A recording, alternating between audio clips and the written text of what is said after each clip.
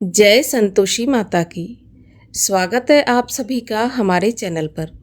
आज के इस वीडियो में आप सुनेंगे शुक्रवार के दिन सुनी जाने वाली संतोषी माता की कथा। तो अगर आप व्रत करते हैं तो अत्यंत श्रेष्ठ है, लेकिन अगर किसी वजह से व्रत नहीं भी कर सकते तो भी कथा अवश्य सुननी चाहिए। कथा सुनने मात्र से ही माँ संतोषी की कृपा प्राप्त होती है और जीवन के कष्ट दूर होकर सभी प्रकार की मनोकामनाएं पूर्ण होती हैं।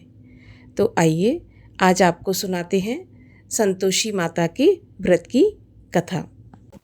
एक बुढ़िया थी और उसके 7 पुत्र थे। 6 कमाने वाले थे, एक निकम्मा था। बुढ़िया माँ 6 पुत्रों की रसोई बनाती, भोजन कराती और पीछे से जो कुछ बचता तो 7वें को देती थी। परंतु वह बड़ा भोला भाला था, मन में कुछ भी विचार नहीं करता था। एक दिन अपनी बहू से बोला कि देखो, मेरी माता मुझ पर कितना प्यार करती है। वह बोली, क्यों नहीं, सबका झूठा बचा हुआ तुमको खिलाती है। तो वह बोला, ऐसा नहीं हो सकता, मैं जब तक अपनी आंखों से नहीं देखूंगा तब तक नहीं मान सकता। तो बहू ने हंसकर कहा, ठीक है, देख लोगे तब तो मान जाओगे। कुछ दिन बाद बहुत बड़ा त्योहार आया। घर में 7 प्रकार के भोजन और चूरमा के लड्डू बने। वह जांचने के लिए सिर दर्द का बहाना बनाकर पतला सा कपड़ा सिर पर ओढ़कर रसोई घर में सो गया और कपड़े में से सब देखता रहा। 6 भाई भोजन करने आए। उसने देखा माँ ने उनके लिए सुंदर सुंदर आसन बिछाए हैं, 7 प्रकार की रसोई परोसी और आग्रह करके उन्हें जिमाती रही और वह कपड़े में से सब देखता रहा। 6 भाई भोजन करके उठे तो माता ने उनकी जूठी थालियों में से लड्डुओं के टुकड़ों को उठाया और एक लड्डू बनाया। जूठन साफ कर बुढ़िया माँ ने बुलाया, उठो बेटा, 6 भाई भोजन कर गए, अब तू ही बाकी है, उठ भोजन कर ले। तो वह कहने लगा, माँ मुझे भोजन नहीं करना, मैं परदेश जा रहा हूँ। तो माँ कहने लगी, कल जाता हो सो आज ही चला जा। वह बोला, हाँ हाँ, मैं आज ही जा रहा हूँ। यह कहकर वह घर से निकल गया। चलते समय बहू की याद आई। वह गौशाला में उपले थाप रही थी, तो वहीं जाकर उससे बोला, हम जावे परदेश को आवेंगे कुछ काल, तुम रहियो संतोष से धर्म आपनो पाल।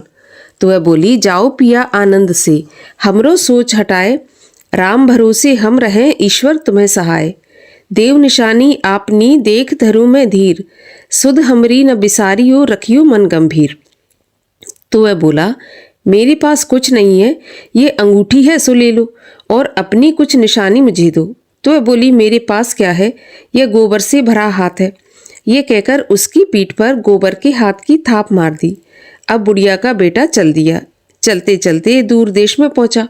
वहां पर एक साहूकार की दुकान थी। वहां जाकर कहने लगा, भाई मुझे नौकरी पर रख लो। तो साहूकार को जरूरत थी, तो वह बोला, ठीक है, रह जा। लड़के ने पूछा, तनख्वाह क्या दोगे? तो साहूकार ने कहा, काम देखकर दाम मिलेंगे। अब उसको साहूकार की नौकरी मिल गई। वह सवेरे 7 बजे से रात तक नौकरी करने लगा। कुछ दिनों में दुकान का सारा लेन देन, हिसाब किताब, ग्राहकों को माल बेचना, सारा काम करने लगा। साहूकार के 7-8 नौकर थे। वे सब सोचने लगे कि यह तो बहुत होशियार बन गया है। सेठ ने भी काम देखा और 3 महीने में उसे आधे मुनाफे का साझेदार बना लिया। वह 12 वर्ष में ही नामी सेठ बन गया और मालिक सारा कारोबार उस पर छोड़कर बाहर चला गया। अब बहू पर क्या बीती सो सुनो। सास ससुर उसे दुख देने लगे। सारी गृहस्थी का काम करा के उसे लकड़ी लेने जंगल में भेजते। इस बीच घर की रोटियों के आटे से जो भूसी निकलती उसकी रोटी बनाकर रखती जाती और फूटे नारियल के खोपरे में पानी। इस तरह उसके दिन बीत रहे थे। एक दिन वह लकड़ी लेने जा रही थी कि रास्ते में बहुत सी स्त्रियां संतोषी माता का व्रत करती दिखाई दी। वह वहां पर खड़ी होकर कथा सुनकर बोली, बहनों, ये तुम किस देवता का व्रत कर रही हो और इसके करने से क्या फल मिलता है? इस व्रत के करने की क्या विधि है? यदि तुम अपने इस व्रत का विधान मुझे समझाकर कहोगी तो मैं तुम्हारा बहुत एहसान मानूंगी। तब उनमें से एक स्त्री बोली, सुनो, ये संतोषी माता का व्रत है। इसके करने से निर्धनता, दरिद्रता का नाश होता है और लक्ष्मी आती है। मन की चिंताएं दूर होती हैं। घर में सुख होने से मन को प्रसन्नता और शांति मिलती है। निपुत्री को पुत्र मिलता है। प्रियतम बाहर गया हो तो जल्दी आ जाता है। कुंवारी कन्या को मनपसंद वर मिलता है। राजद्वारी में बहुत दिनों से मुकदमा चलता हो तो खत्म हो जाता है। सब तरह सुख शांति हो, घर में धन जमा हो, पैसा जायदाद का लाभ हो, रोग दूर हो जाए और भी जो मनोकामना हो, सब इस संतोषी माता की कृपा से पूरी हो जाती हैं, इसमें संदेह नहीं है। वह पूछने लगी, ये व्रत कैसे किया जाता है ये भी बताओ तो बड़ी कृपा होगी। स्त्रियां कहने लगीं, 1.25 रुपये का गुड़ चना लेना, इच्छा हो तो 5.25 रुपये का लेना या फिर 11.25 रुपये का, अपनी सहूलियत के अनुसार जितना हो सके सवाया लेना। 1.25 रुपये से 5.25 रुपये तथा इससे भी ज़्यादा शक्ति और भक्ति अनुसार सवाया लेना। हर शुक्रवार को निराहार रहकर कथा कहना या सुनना, इसके बीच क्रम टूटे नहीं, लगातार नियम पालन करना। सुनने वाला कोई ना मिले तो घी का दीपक जलाकर उसके आगे जल के पात्र को रखकर कथा कहना, परंतु नियम न टूटे। जब तक कार्य सिद्ध ना हो नियम पालन करना और कार्य सिद्ध हो जाने पर ही व्रत का उद्यापन करना। 3 महीने में माता पूरा फल प्रदान करती है। यदि किसी के खोटे ग्रह हों तो भी माता 1 वर्ष में अवश्य कार्य सिद्ध करती है। कार्य सिद्ध होने पर ही उद्यापन करना चाहिए, बीच में नहीं करना चाहिए। उद्यापन में 2.5 सेर आटे का खाजा, इसी नाप से खीर तथा चने का साग बनाना, 8 लड़कों को भोजन कराना, जहाँ तक मिले देवर जेठ भाई बंधु कुटुंब के लड़के लेना, ना मिले तो रिश्तेदारों और पड़ोसियों के लड़के बुलाना, उन्हें भोजन कराना, यथाशक्ति दक्षिणा देकर माता का नियम पूरा करना और उस दिन घर में कोई खटाई ना खाए, इस बात का ध्यान रखना। ये सुनकर बुढ़िया के लड़के की बहू चल दी। रास्ते में लकड़ी के बोझ को बेच दिया और उन पैसों से गुड़ चना लेकर माता के व्रत की तैयारी करके आगे चली और सामने मंदिर देखकर पूछने लगी, ये मंदिर किसका है? तो सब लोग कहने लगे, ये संतोषी माता का मंदिर है।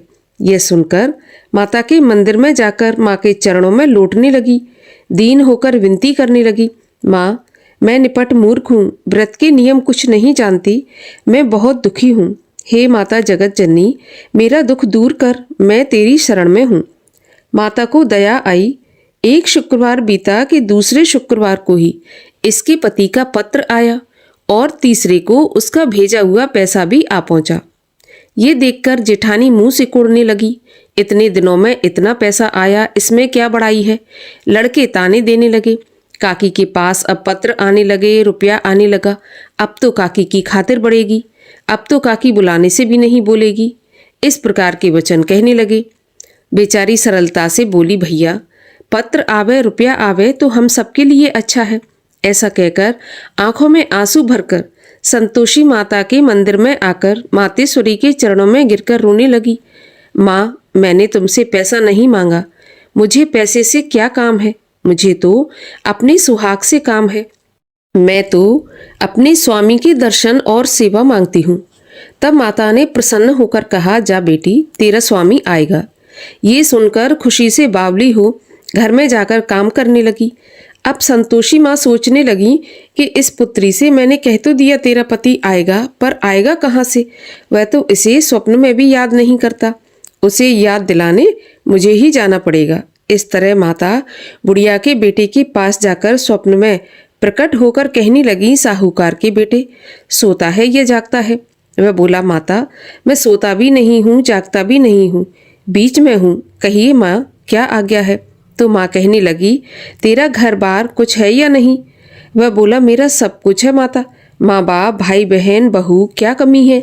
माँ बोली, भोले पुत्र तेरी स्त्री घोर कष्ट उठा रही है, माँ बाप उसे दुख दे रहे हैं, वह तेरे लिए तरस रही है, तू उसकी सुध ले। वह बोला, हाँ माता ये तो मुझे मालूम है, परंतु मैं जाऊं तो जाऊं कैसे? परदेश की बात है, लेन देन का कोई हिसाब किताब नहीं, जाने का कोई रास्ता नजर नहीं आता, कैसे चला जाऊं?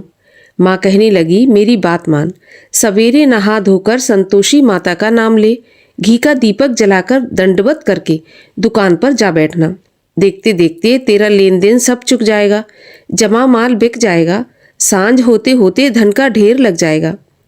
वह सवेरे बहुत जल्दी उठकर स्नान करके संतोषी माता को दंडवत कर घी का दीपक जलाकर दुकान पर जा बैठा। थोड़ी देर में वह क्या देखता है कि देने वाले रुपया लाए, लेने वाले हिसाब लेने लगे।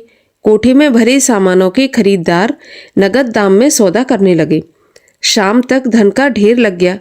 माता का चमत्कार देखकर उसका मन प्रसन्न हो गया और प्रसन्न मन से माता का नाम ले घर ले जाने के वास्ते गहना कपड़ा खरीदने लगा और वहां के काम से निपटकर घर को रवाना हुआ। वहां बहू बेचारी जंगल में लकड़ी लेने जाती है। लौटते वक्त माँ के मंदिर में विश्राम करती है। वह तो उसका रोज रुकने का स्थान था।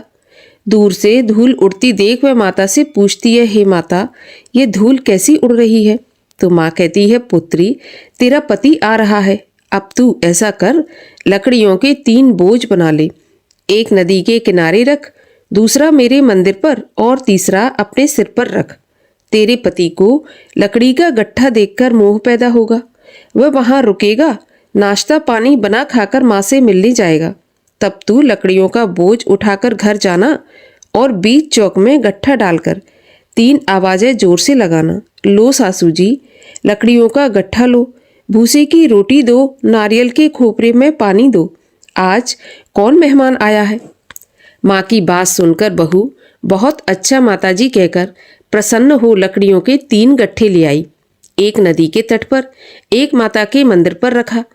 इतने में ही एक मुसाफिर आ पहुंचा। सूखी लकड़ी देख उसकी इच्छा हुई कि अब यहीं पर विश्राम करें और भोजन बना खाकर गांव जाए। इस प्रकार भोजन बना विश्राम कर वह गांव को गया। सबसे प्रेम से मिला। उसी समय बहू सिर पर लकड़ी का गट्ठा लिए आती है। लकड़ी का भारी बोझ आंगन में डालकर जोर से 3 आवाज देती है, लो सासू जी, लकड़ी का गट्ठा लो, भूसे की रोटी दो, नारियल के खोपरे में पानी दो, आज कौन मेहमान आया है। ये सुनकर उसकी सास बाहर आकर अपने दिए हुए कष्टों को भुलाते हेतु कहती है, बहू, ऐसा क्यों कहती हो? तेरा पति ही तो आया है। आ बैठ, मीठा भात खा, भोजन कर, कपड़े गहने पहन।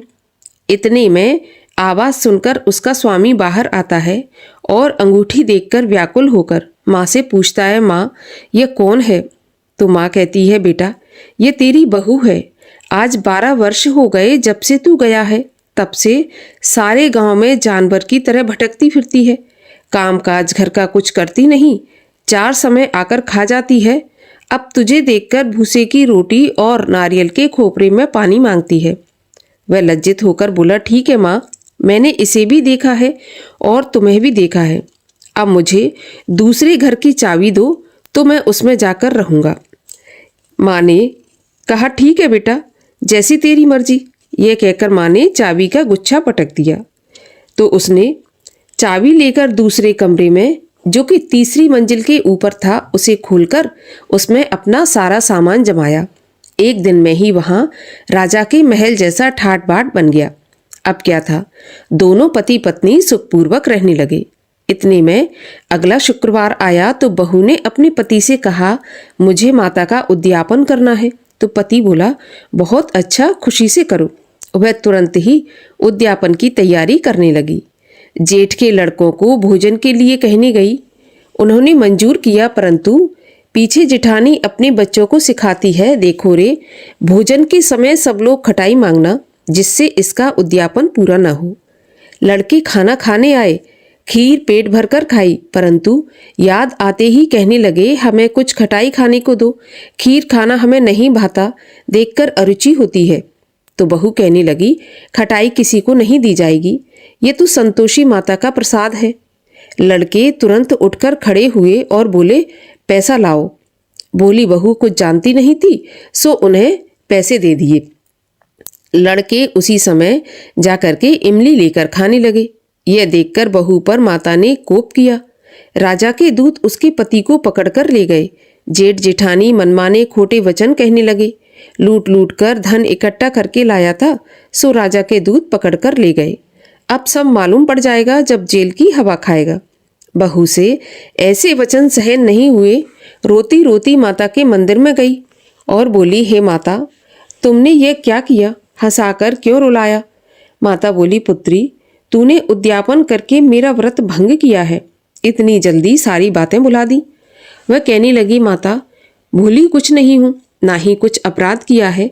मुझे तो लड़कों ने भूल में डाल दिया। मैंने भूलवश उन्हें पैसे दे दिए। मुझे क्षमा कर दो माता। मैं फिर से तुम्हारा उद्यापन करूंगी और अब ऐसी भूल नहीं होगी। तो माँ बोली, ठीक है, अब भूल मत करना। वह बोली, अब भूल नहीं होगी माँ। बताओ मेरे पति कैसे वापस आएंगे? तो माँ बोली, जा पुत्री, तेरा पति तुझे रास्ते में ही आता मिलेगा। तो वह घर को चल दी। रास्ते में उसे पति आता मिला। तो उसने पूछा कि तुम कहाँ गए थे?